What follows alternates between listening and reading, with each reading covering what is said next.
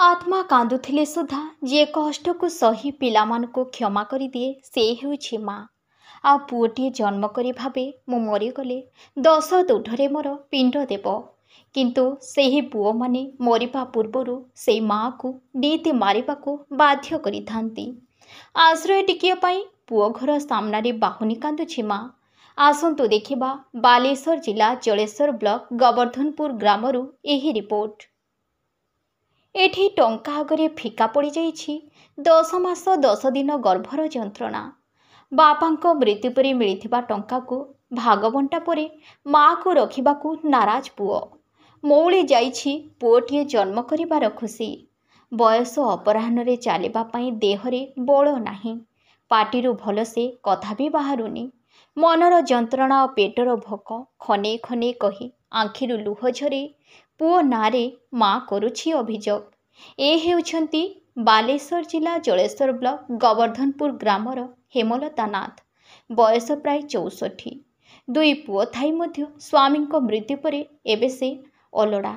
मार मातृत्व आज भाग भाग हो जाइछि। दुई पुओ भागबंटा भितरे से आश्रय टिकियो पाई रास्ता उपरे बसिछि।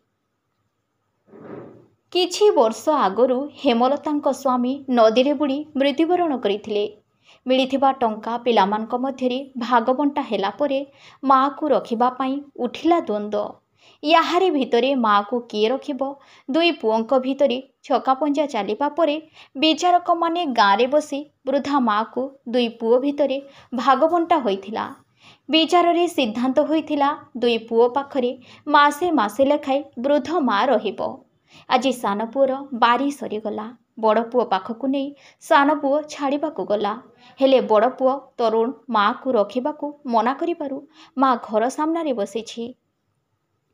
माँ जितेबले तार संतान को जन्म दिए सेतेबले काहाकु भागबंटा करे नाही, समस्तंकु समान स्नेह श्रद्धा आदर करिथाए। हेले आज आधुनिक समाज रे सेही मार मातृत्व को भागबंटा करुछि पुओ।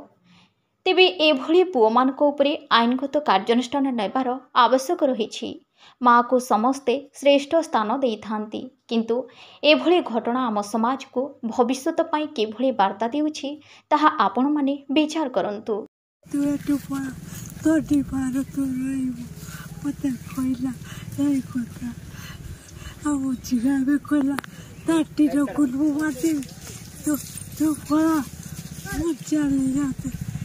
बालेश्वर जिला जलेश्वर संजीत कुमार घोष का रिपोर्ट आपणकर स्वर।